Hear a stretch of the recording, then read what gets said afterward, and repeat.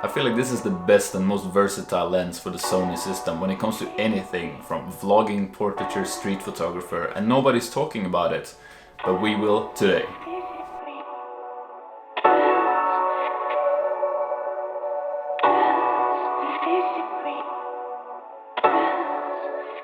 So this is the Sony Sonnar 35mm f2.8 lens, and I think the reason it's being overlooked now is that it was one of the first lenses ever announced for the Sony E-mount full frame system, and when it came out it was quite an expensive lens. But the thing is, it's been dropped in price quite a lot since then, and I understand that because when it came out it was like £800 or something like that, which to be fair is quite a hefty price for a little lens like this, especially considering that it's like a 2.8 aperture, you know, little pancake lens. But for the price you can pick it up today, like I picked mine up for under £300 used. It's really packing a lot of, you know, just good image quality, great performance overall. And with it being 35mm, it's obviously a pretty wide angle lens on a full frame system, and a 2.8 lens will still produce pretty shallow depth of field on a full frame sensor. So you can use this lens to take, you know, like great portraits. It's amazing for vlogging, and I'm going to talk a little bit more about that later. But first let's just have a look at the lens itself. So it's quite small, but the thing is it gets even smaller because obviously take the rear cap off and then you get the front cap, but then you can also take, this is actually the lens hood. So once you take all the parts off, it's, you know, like it's very, very small. Like it's probably the most portable Sony lens that Sony themselves make for the full frame system. And with it being that, combined with it being such a versatile lens at that 35mm focal length, it's just like, it's been a go-to lens for me lately. You can use it for everything and it delivers on everything.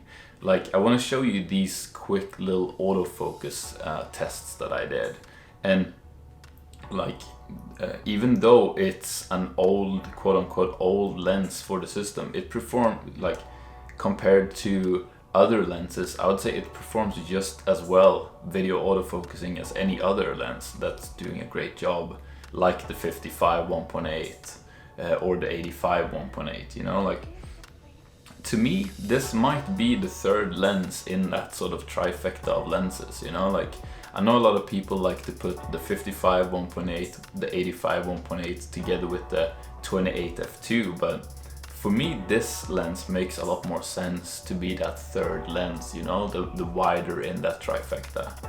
And especially considering like how small and versatile it is, it's such a good lens and I can't recommend it enough, really. So yeah, I'd also like to talk a little bit about this lens for vlogging, because it really, if you're using a Sony full frame camera for vlogging, which I know a lot of people do because they're, you know, for being full frame cameras, they're really small and portable, and add this lens on there, which you'll see in these little shots I'm putting up here, is like it's definitely wide enough to be a vlogging lens, and being f2.8 on full frame, like you're getting some serious background bokeh too. So to me it's definitely a great lens for vlogging as well, combined with the great autofocus that we already discussed a bit. Finally, like more than me just talking about how good this lens is, I'm gonna just put up a couple of photo samples of pictures that I've taken with this lens to show you that it's amazing, you know. Like you can get some amazing shots with this lens. And finally, before I wrap up, I'd just like to address the sort of elephant in the room, which is, yes, there's a Samyang autofocus lens with the exact same specs at a cheaper price. Now obviously you could go with that one, and I'm sure it's great. Where I wouldn't trust it is video autofocus and sort of overall autofocus performance.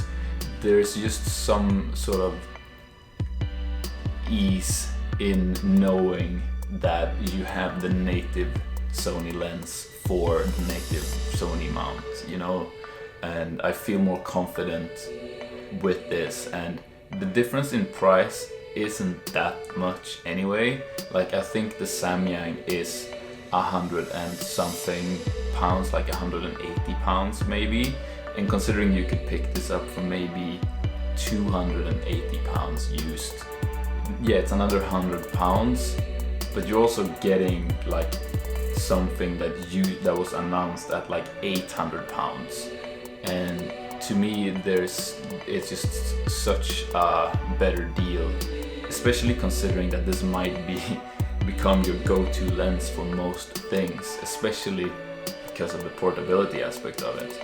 So I really think that's all I wanted to say. Amazing lens that's very overlooked, and please like this video if you enjoyed it. I'm trying to start up this here YouTube channel, so if you want to be one of my first 100 subscribers, then now's your chance. Hit the subscribe button, and I'll see you again tomorrow. See ya.